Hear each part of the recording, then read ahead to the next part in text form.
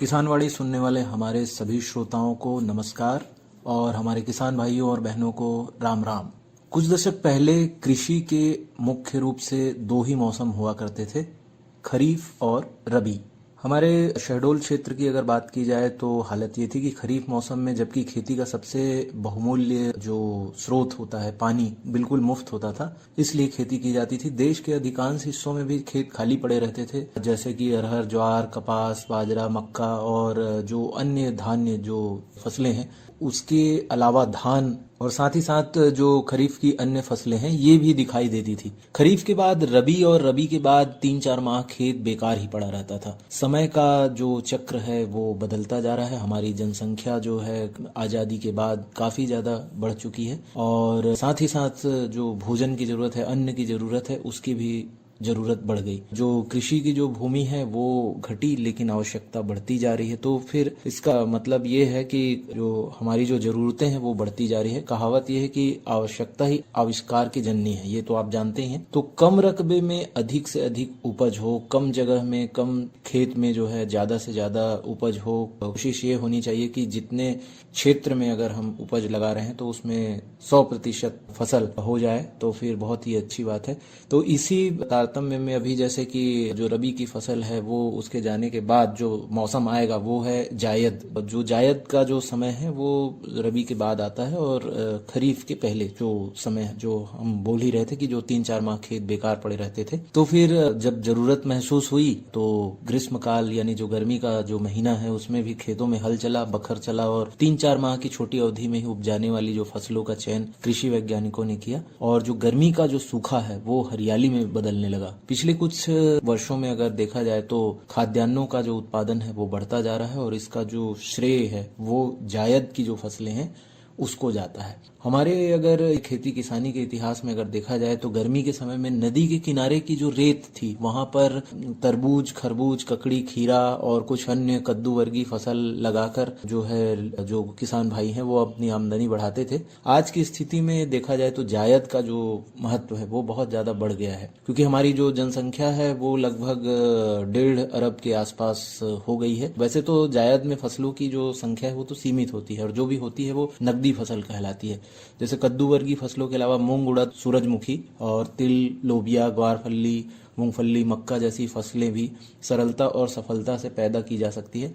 आज की आवश्यकता ये है कि नदी के किनारों पर उपलब्ध लाखों हेक्टेयर भूमि है जहां पर पास में ही पानी उपलब्ध है, इसमें जायद फसलों का विस्तार किया जाए ताकि ज्यादा से ज्यादा मुनाफा हो, लाभ हो और ज्यादा से ज्यादा किसान भाइयों को और बहनों को पैसा मिल सके। कद्दू वर्गीय फसलों के उन्नत बीज की उपलब्धि और उनके उत्पादन तकनीकी का विस्तार होता गया। नदी के किनारे जो है रिसर्च, जो एक्सपेरिमेंट है, अनुसंधान प्रयोग होकर विकसित तकनीकी का प्रदर्शन किया जाना इस दिशा को गति प्रदान कर सकता है। जायद में चाहे कद्दू वर्गीय फसलें हो या तिलहनी, दलहनी, सभी के लिए जो है पर्याप्त मात्रा में जो सूर्य का प्रकाश होता है आगे बढ़ने के लिए, जो हमारी कद्दू वर्गीय फसलें हो या तिलहनी या दलहनी, और सूर्य का प्रकाश तो उपलब्ध रहता है। पानी भी जो है अगर पानी के स्रोत के आसपास अगर खेती कर रहे हैं तो वो भी उपलब्ध हो सकता है। यही वजह है कि जो जायद में जो मक्का, मूंगफली, मूंग, उड़द, इन सब की जो औसत उपज है वो खरीफ की तुलना में भी अधिक होती है। मौसम शुष्क होने के कारण कीट रोग की सक्रियता भी खरीफ रबी की तुलना में सीमित और कम होती है और यदि होती भी है तो उन पर नियंत्रण के उपाय भी सरलता से किए जा सकते हैं। छिड़काव भुरकाव के बाद पानी गिरकर दवा के बह जाने का डर भी नहीं रहता। देश में दालों जो कि मुख्य स्रोत हैं प्रोटीन के, ऊर्जा के, अकेले खरीफ से जो है हम पैदा नहीं कर सकते, इसलिए जायद इसका बहुत अच्छा विकल्प है। तो आज कार्यक्रम के शुरुआत में हम इसीलिए जायद फसलों पर चर्चा कर रहे हैं क्योंकि कुछ दिनों के बाद जो है जायद की फसलें लगाने का समय आ जाएगा और दलहनी फसलों को लगाने से एक तीर से दो शिकार भी हो सकते हैं। अच्छी गुणवत्ता की जो फसल है, एक तो अच्छी गुणवत्ता की फसल और दूसरे भूमि में जो है नाइट्रोजन यानी नत्रजन की जो गांठें हैं उससे उसका जो है भूमि में जमाव हो सके और खरीफ फसल के लिए उपयोगी होता है। देश में पशु चारे की भी कमी है। जायद में चारे वाली जो फसल है उसको लगा के और साथ ही जैसे ज्वार जैसी फसलें हैं उसको लगा के पौष्टिक चारा भी हम पशुओं के लिए पैदा कर सकते हैं। और इस प्रकार जो है हम समझ सकते हैं कि जो जायद की जो फसल है वो कितनी महत्वपूर्ण है किसान भाइयों।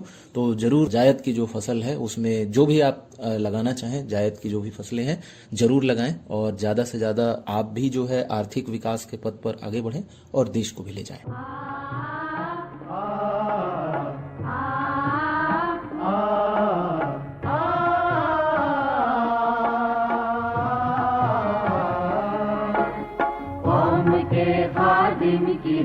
जागीर वंदे मातरम, कौम के खादिम की है जागीर वंदे मातरम, है वतन के वास्ते अक्सीर वंदे मातरम, है वतन के वास्ते अक्सीर वंदे मातरम, वंदे मातरम,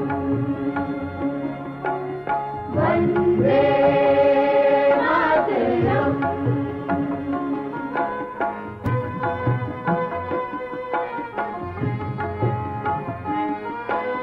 कत्ल कर हमको न है कातिल हमारे खून से, कातिल हमारे खून से, कत्ल कर हमको न है कातिल हमारे खून से, कातिल हमारे खून से, एक पर हो जाएगा तहरीर वंदे मातरम, एक पर हो जाएगा तहरीर वंदे मातरम, वंदे मातरम,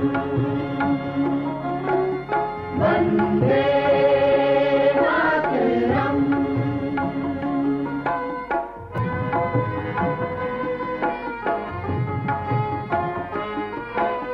किस तरह भूलूं इसे मैं जबकि किस्मत में मेरी, जबकि किस्मत में मेरी, किस तरह भूलूं इसे मैं जबकि किस्मत में मेरी, जबकि किस्मत में मेरी, लिख चुका है रात में तकदीर वंदे मातरम, लिख चुका है रात में तकदीर वंदे मातरम, वंदे मातरम, वंदे मातरम।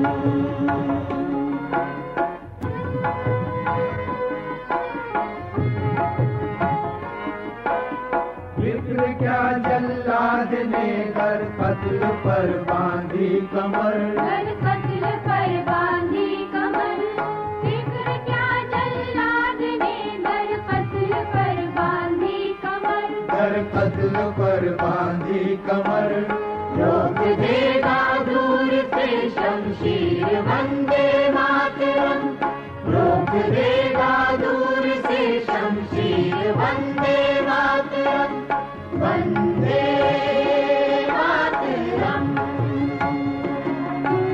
वंदे मातरम।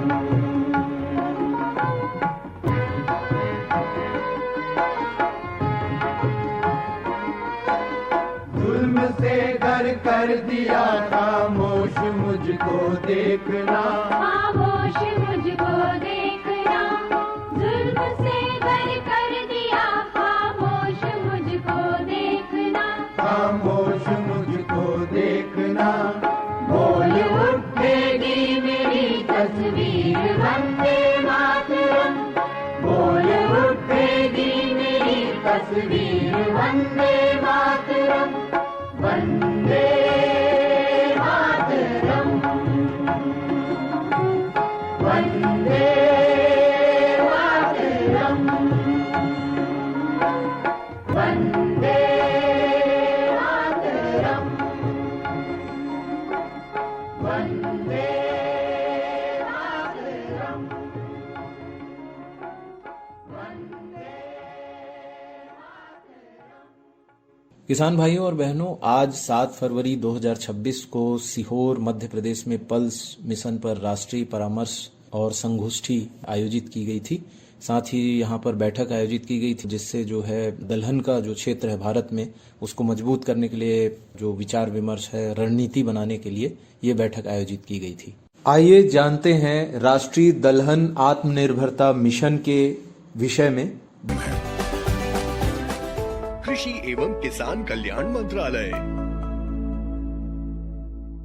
इस कार्यक्रम के विषय में तो हमने आपको बताया ही था। तो इसी तारतम्य में ये जो है पोषण सुरक्षा भी प्रदान करती है, किसान की आय में स्थिरता भी प्रदान करती है और साथ ही ये टिकाऊ खेती से जुड़ा हुआ भी है। आय में स्थिरता किसान के इसलिए क्योंकि दलहन की जो फसलें हैं वो काफ़ी ज़्यादा महत्वपूर्ण है और बहुत ही अच्छी कीमतों पर भी जो है ये बिकती है और साथ ही साथ इसका जो न्यूनतम समर्थन मूल्य है वो भी काफ़ी अच्छा होता है। तो हमारे किसान भाइयों के लिए ये बहुत ही वरदान जैसा है, ये कहा जा सकता है।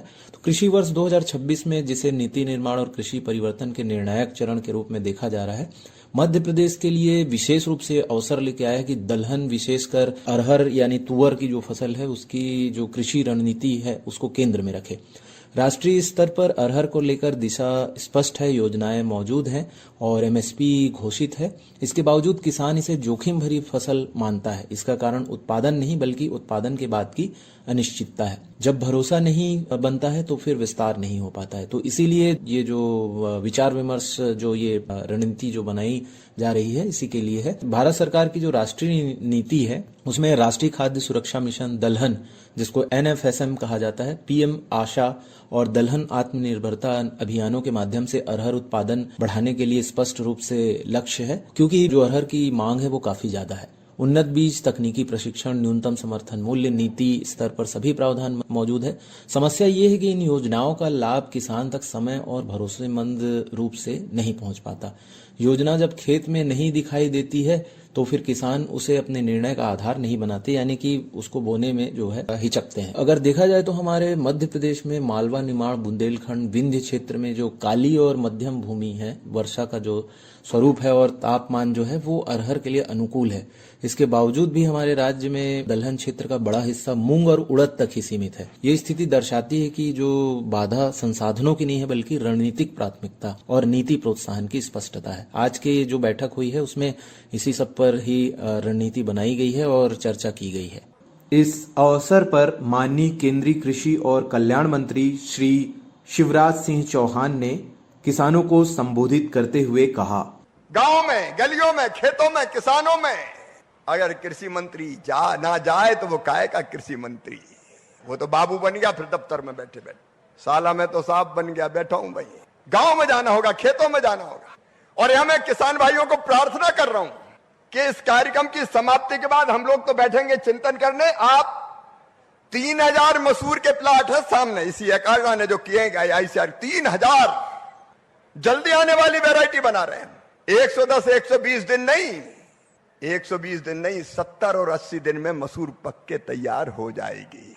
ज्यादा गर्मी पड़ने के पहले ही मसूर पक जाए, ऐसी किस्में तैयार कर रहे हैं आप देखना जरूर, कि जिसमें मुख्यमंत्री जी खरपतवार पनप ही नहीं पाएगी, वो पौधे ही मार देगा उसको। अभी देखना आप जाने के पहले।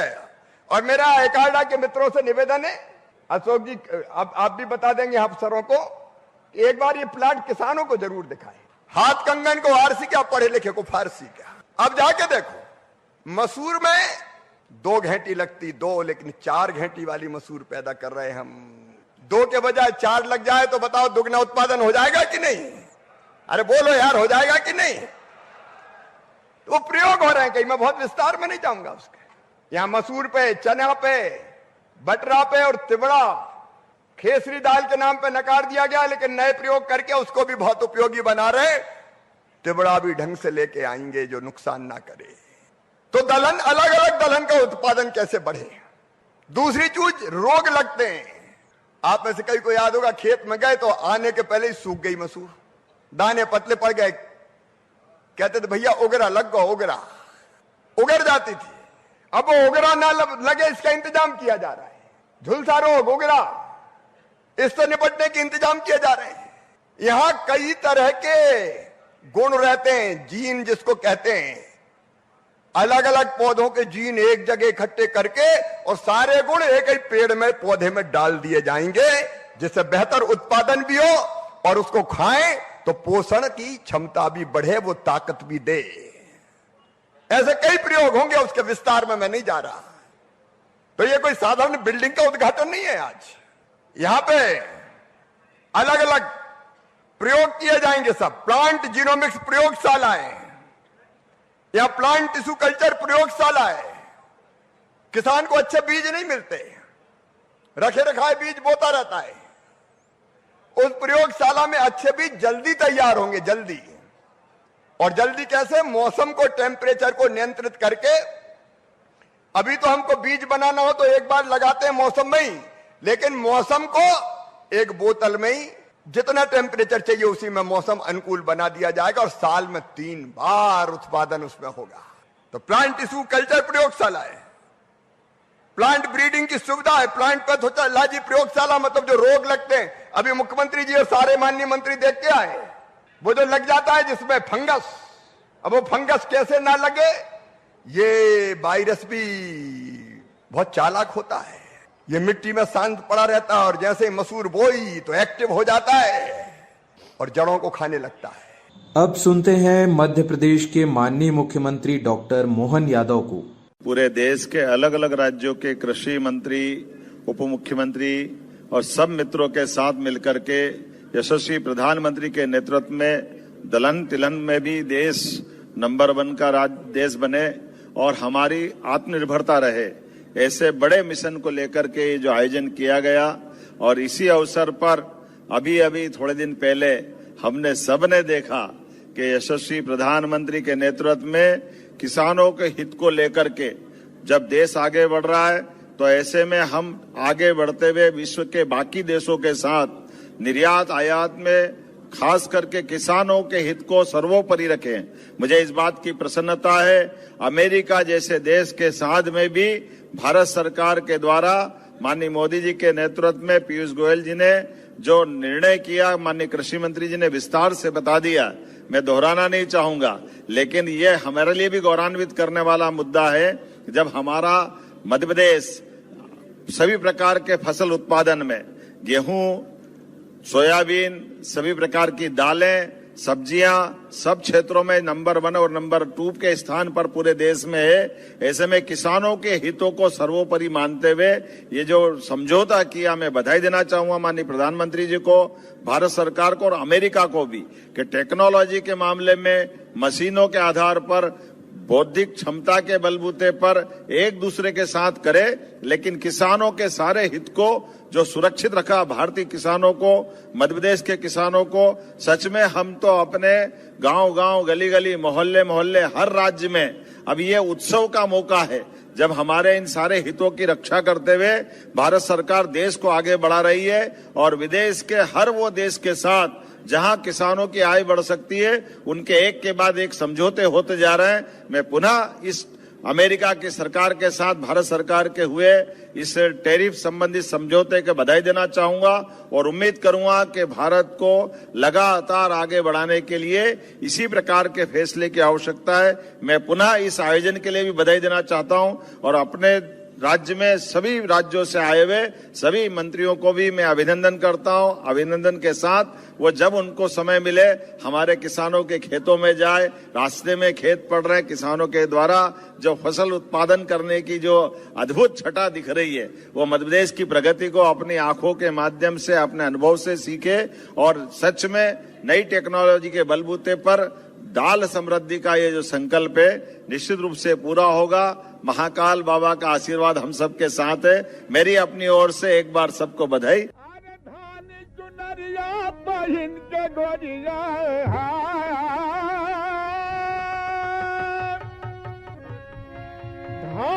चुनरिया बहिन के गोरिया बिजुरियत लहराए हो गोरिया पानी में आग लगाए हो गोरिया पानी में आग लगा। अरे धानी चुनरिया बहिन के गोरिया हो धानी चुनरिया बहिन के गोरिया बिजुरियत लहराए रे गोरिया हो गोरिया पानी में आग लगाए हो गोरिया पानी में आग लगाए। अरे गोरिया पानी में आग लगाए। लहर लहर गोरी के आंचल, लहर लहर गोरी के आंचल फसल संग लहराए। गोरी के चुनरिया चोली एक रंग रंग जाए। गोरी के चुनरिया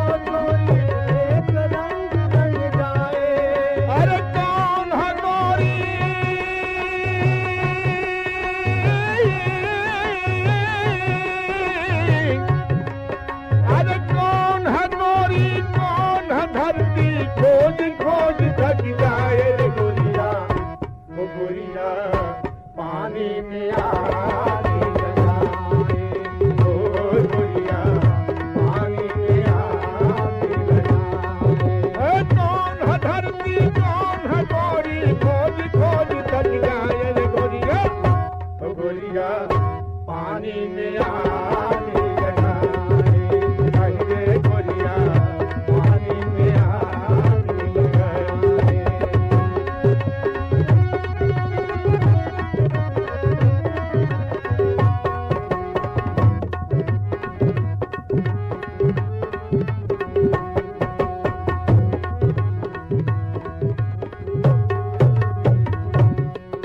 अरे पाँव में पायल पहन के गोरी हम शोर मचाए, पाँव में पायल पहन के गोरी हम शोर मचाए। पायल के झनकार सुन के दादू रधी घुर जाए, पायल के झनकार सुन के दादू रधी घुर जाए। अरे गीत और संगीत सुन के, अरे गीत और संगीत सुन के बादल थापल गाए रे गोरिया, ओ गोरिया पानी में आग लगाए, ओ गोरिया पानी में आग लगाए। भारी चुनरिया बहिन के गोरिया बिजुली लखलाए रे गोरिया, ओ गोरिया पानी में आग लगाए, ओ गोरिया पानी में आग लगाए, ओ गोरिया पानी में आग लगाए।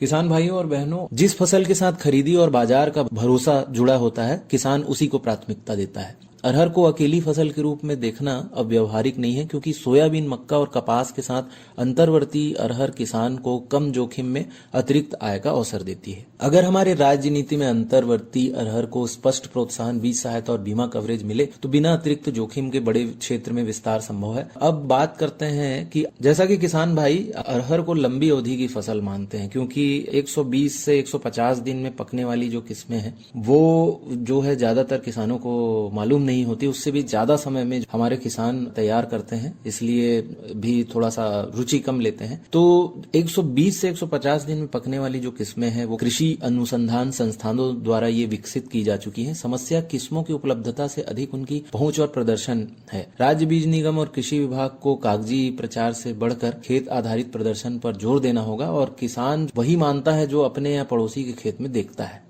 यही कारण है। इसके लिए क्या किया जाना चाहिए? सबसे ज्यादा जरूरी है कि जो खरीदी की जो व्यवस्था है उसमें सुधार होना चाहिए, क्योंकि उसमें कुछ अनिश्चितताएं हैं। पीएम आशा का उद्देश्य तभी पूरा होगा जब खरीदी केंद्र समय पर और पर्याप्त संख्या में खुले। एफपीओ और सहकारी संस्थाओं की जो वास्तविक भूमिका है वो उसको निभाएं।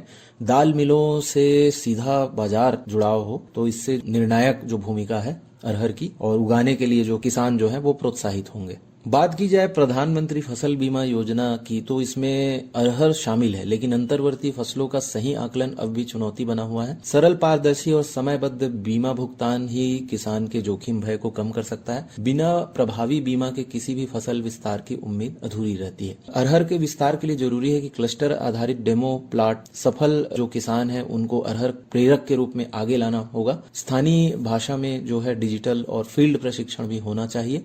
जब ये सब चीजें कागज से निकलकर खेत तक पहुंचेगी तो फिर इन नीतियों का असर बिल्कुल दिखेगा। प्रत्येक जिले में जो खरीफ क्षेत्र में 5 से 10% अरहर के लिए तय किया जाना चाहिए, और साथ ही साथ जो कार्य योजना है वो स्पष्ट होनी चाहिए। लगभग 3 वर्षीय ये कार्य योजना बनाई जानी चाहिए। कृषि सहकारिता विपणन विभागों की जो साझा जिम्मेदारी है वो ये सुनिश्चित करे कि राज्य दलहन उत्पादन में राष्ट्रीय नेतृत्व की भूमिका निभा सकता है, क्योंकि मध्य प्रदेश के पास बहुत ही ज्यादा पोटेंशियल है, बहुत ही ज्यादा क्षमता है। तो किसान भाइयों, दलहन में अरहर केवल एक फसल नहीं है, बल्कि ये आत्मनिर्भरता, किसान को आय स्थिरता देने और टिकाऊ खेती का एक समाधान है। नीतियां मौजूद हैं, तकनीक उपलब्ध है, अब आवश्यकता है कि किसान इसको खेत में उगाने के लिए तैयार रहे, और साथ ही साथ सरकार जो अगर किसान के साथ खड़ी रहेगी, इसमें फसल के उत्पादन से लेके और साथ ही साथ फसल बीमा योजना है उसमें अरहर को शामिल करने की बात, तो फिर निश्चित रूप से किसान भाई हमारे तैयार रहेंगे, क्योंकि अरहर की जो फसल है उसकी मांग बहुत ज्यादा है और मूल्य भी काफी अच्छा है। तो निश्चित रूप से आप अरहर की फसल लगाने के लिए प्रेरित होंगे। हर जोखिम से निकल कर फसल आए, सुरक्षित हो जाए।